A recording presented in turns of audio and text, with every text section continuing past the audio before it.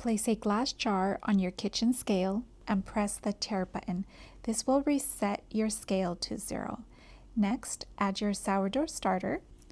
Make sure you have your scale set to grams. You will now weigh your sourdough starter. I am using 100 grams of sourdough starter, which is a little bit under half a cup. Press tare to reset the scale to 0 and measure out 100 grams of flour. I am using organic unbleached flour. This contains more germ and bran because it feeds the microorganisms in the sourdough starter. This will make your starter more active and robust. It also has more protein, so your loaf will have a better rise, increased elasticity, and just a much better quality bread. Press tare on your scale to reset it to 0 and add 100 grams of filtered water. Go ahead and give everything a good mix.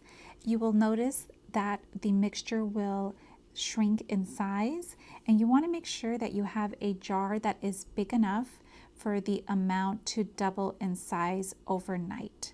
This can happen anywhere from 8 to 12 hours, and I realized that I had way too much starter for this jar, so I am going to remove some of this and add it to a second jar.